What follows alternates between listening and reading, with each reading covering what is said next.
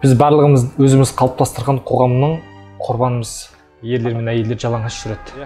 Бірақ мысалы ер адамдар кішкентай бала құмда жалаңаш ойнап жүрсе, оларға қызығып қарамайды. Соңсыз ба?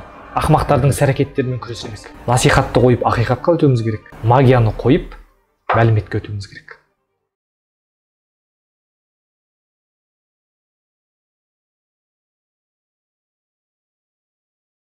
Aşıklıkta keldim eskerpey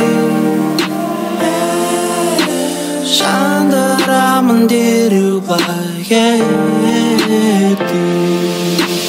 Endi daim bu, endi daim bu Endi daim bu, endi daim bu Bayağım bir vakitten ozam Endi daim bu Tapdağlarında buzam Higaradan nasın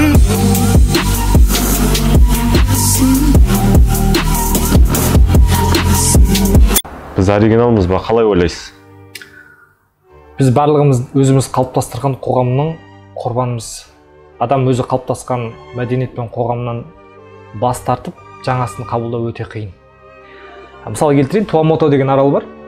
Сол Туамото деген аралда ерлер мен әйелдер жалаңаш жүреді. Бірақ бір қызығы еркектер әйелдердің жалаңаш жүретін үйінің қабырғасына іліп қоймайды. Бір-бірімен әңгімелескенде тек қана көздеріне қарап әңгімелеседі екен да. Яғни бұл жерде шығатын қорытынды не? Әйелдер, яғни біз сұлулыққа болмаса дене бітімге қарау бұл туа сала бітетін нәрсе емес, әйел мен еркек болып бөлінетін нәрсе емес. Яғни бұл бізді қоғам қалыптастырып береді. Болмаса мысалы Туамото аралы оған себепті. Қыз бала мен ер жігіт бой жеткенде де, ер жеткенде де киім кимейді. Яғни біз айтып жатады балиғат жас деп. Ол жасқа жеткен кезде де үстіне киім кимейді. Бірақ ол жерде зорлық, зомбылық жоқ. Қылмыс жоқ. Яғни бұл не деген сөз? Біздің көзқарасымызды, мәдениетіміз қалыптастырады. Адамда табиғи қалау деген болмайды. Яғни мысалы қалай айтсам екен, барлығы қоғам, мәдениет біздің орта қалыптастырады, біздің қалауымызды, яғни көзқарасымызды.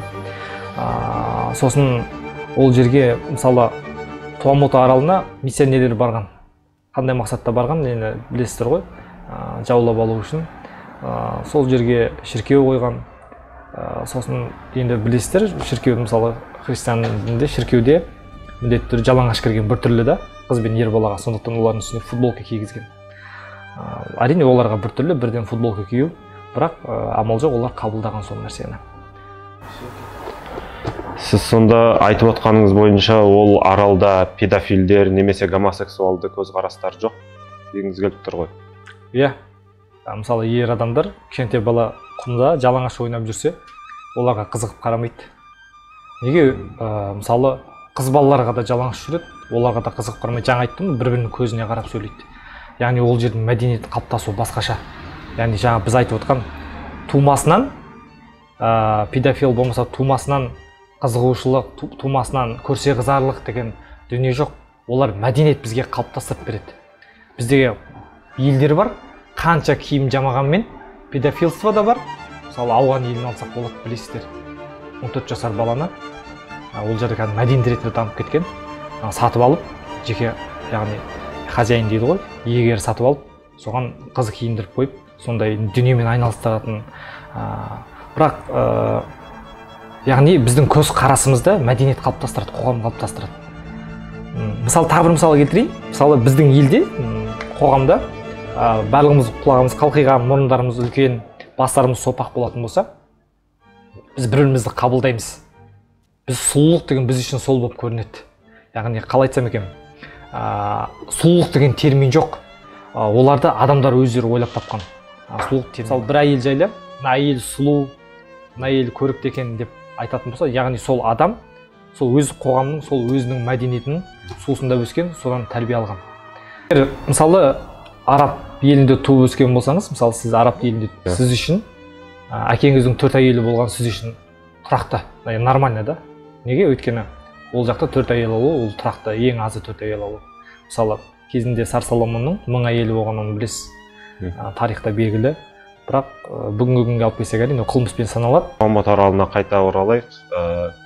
Сіз жаңағы айтып отқаныңыз бойынша сол кезде көп елдерде запрет қоя берген сайын, болмайды деген сайын ол жақта сондай педофилдік, гомосексуалдық көзқарастар көбейіп кетеді деп дегіңіз келіп тұр ма?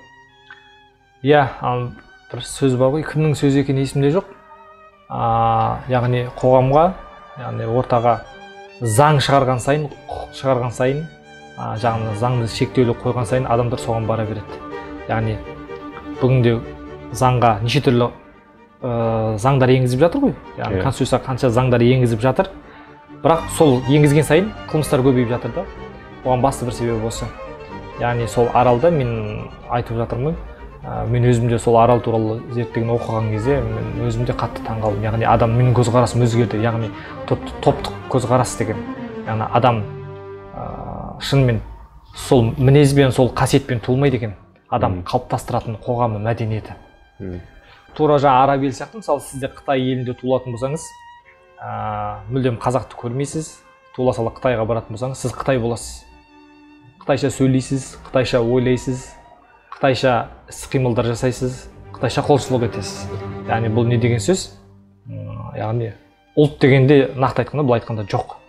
Мысалы Моңғолияда туылсаңыз да сол жабайы бір ауылда өсетін болсаңыз, ештеңе көрмей, тек қана моңғол елінің халқының дәстүрін көріп өсетін болсаңыз, сол моңғолша сөйлейсіз, моңғолша ойлайсыз, тек салт дәстүрден айырылмайсыз да. Егер сіз әлем аралап, кітап оқып, кино көріп дамымасаңыз, әрине. Сонда сіздің жаңа айтуыңыз бойынша адам өз мәдениетінің көзқарасымен қарағанға немесе сол мәдениетіне тән іс-қимыл әрекет жасағанына кінәлі емес пе? Кінәлау, иә, әрине адамды кінәлаудың меніңше қажет жоқ деп ойлаймын. Мысалы, кішкентай баланы алыңыз да, қалай үйретуге болады, кішкентай балаға алып картинка көрсетіңіз. Мысалы, қара нәсілдердің картинкасын көрсетіп, бұл Африка елінде тұратын қара нәсілді адамдар. Мысалы, Қытайларды көрсетіп, мына Қытай халқы, бұлар миллиардтаған халқы бар деген сияқты баланың кругозорын өсіру үшін. Яғни баланың санасын үлкейту үшін оларға көп информация беру керек, мәлімет беру керек. Көбірек үйрету керек, көбірек көрсету керек. Яғни адамның, мысалы, бір ауылда өскен баланы қарасаңыз, бір ру тайпа жайлы әңгіме біледі, болмаса қандай стандартты қалыптасқан әңгімелерді біледі да, бірақ әлем жайлы көп нәрсе білмейді. Бірақ әлемге тек қана өзінің қоғамның көзқарасымен қарайды. Сондықтан балаға көбінше сондай мәліметтер берген сайын, адам қаншалықты аз көрген сайын, кругозоры да соншалықты кішкентай болады. Білесіздер ме, мысалы, Америка, мысалы келтіріп өтейін, Америка халқының жері өзінікі деп ойлайсыз ба, мысалы? Жоқ, әрине. Әрине, оны индейстер болмаса олар шақырып алған жоқ қой, келіңдер деп. Барлығын жаулап алған. Барлығын жерін европалықтар білесіздер. Олар жабайы деп санаған. Оттан біріншіден бизонды қырып тастаған, 50 миллиондаған. Неге? Аш қалып, аштан қыру үшін. Әр индейстің басына, сол $10 әр адам басына сонда қаржыдан беріп отырған бір индейс үшін. Енді кім жабайы деп ойлайсыз? Индейстер жабайы ма? Әлде мынау европалықтар жабайы ма? Сол кездегі. Бізде де тура осындай тарих. Мысалы, Мекемтас Мырзахметұлының «Қазақ қалай Орыстан» деген кітабы бар. Сонда мынандай мәселе келтірілген. Біз 300 жыл бодандықта тұрдық, иә, орыстардың. Одан бөлек мыңдаған жыл біз арабтардың идеологиялық құрбанымыз. Неге? Өйткені 7-ші ғасырда Кутайып бастаған әскер ислам жорығымен Тұран еліне келді. Ол кезде түркі елі болған жоқ, бізде Тұран елі болып аталған. Сол Тұран еліне келіп, бірінші білесіздер ме, батырлардың көзін жойды. Яғни неге қарсы шығады деген ниетпен бірінші батырлардың көзін құртты, екінші ақын жазушылар, ғалымдардың көзін құртты. Неге? Сол кезде түрік жазбасы болған. Сонымен шұғылданған, сол жазулардың барлығын көзін құртты. Керек десеңіз, зираттың басындағы тастыға дейін, өткен түрік жазбалар бар ғой, соның басына бәрін көзін құртты. Неге?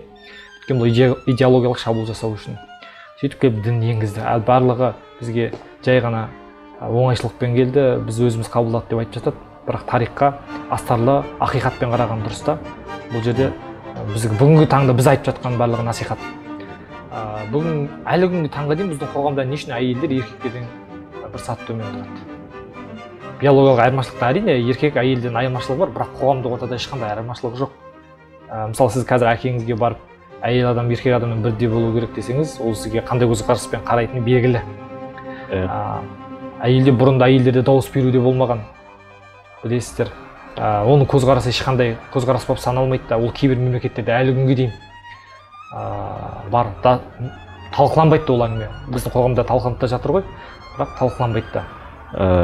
Және де сол әйелдердің бір саты төменділігі бойынша араб елдерінде қазір айтады ғой, әйелдердің құқығы кез келген парта немесе орындықпен бірдей дейді. Ол тек қана араб елде емес, ол біраз елде. Атын атап түсін түстемей қойын, біраз елде әлі күнге дейін әйелдерді құқық тапталады. Бізде де тапталады, бірақ оның себебі не? Бұл жерде оның себебі сол баяғы салтымыз, сол баяғы дініміз, баяғы мәдениетіміз, әйелдерді еркектерден төмен қою деген. Сіз жаңа айтып өткенде әр мәдениеттің өзінің кемшілігін немесе әр елдің өзінің насихаттаған заттарының кемшіліктерін айтып өттіңіз ғой. Енді соны қалай өзгерсек болады? Адамның, яғни білімнің басты жауы надандық емес дейді. Білімнің басты жауы жалған білім. Яғни дұрыс емес информация дейді. Насихатталатын, магиямен келетін мәліметтер да. Мысалы, бағана индейстер туралы мысал келтіріп кеттік қой. Мысалы, бір индейске барып, одан не қалайтынын сұрасаңыз, сізден жеке ұшақ сұрамайды. Болмаса жаңа көлік сұрамайды. Ол сізден не сұрайды? Садақ сұрайды. Яғни садақ, мықты садақ және түзу жебе сұрайды. Яғни адамның көзқарасы да тура сондай, ой өрісі. Өзі білетін нәрсені, өзі қалайтын нәрсені ғана, өзінің шекарасынан асып ештеңе сұрай алмайды. Яғни адам нені көріп біледі, солай сұрайды. Жастарға мәлімет беруіміз керек. Яғни информация беруіміз керек. Ол қалай келеді? Ол кітап оқу арқылы, әлем аралау арқылы, бұл айтқанда зерттеу арқылы. Яғни бұның басты орын басатын ғылым, яғни білім. Жастарға ғылым, білім үйрету керек. Тек жастар ғылым, біліммен айналысу керек. Сол кезде насихатты қойып, ақиқатқа, магияны қойып, мәліметке өтеді деп ойлаймын.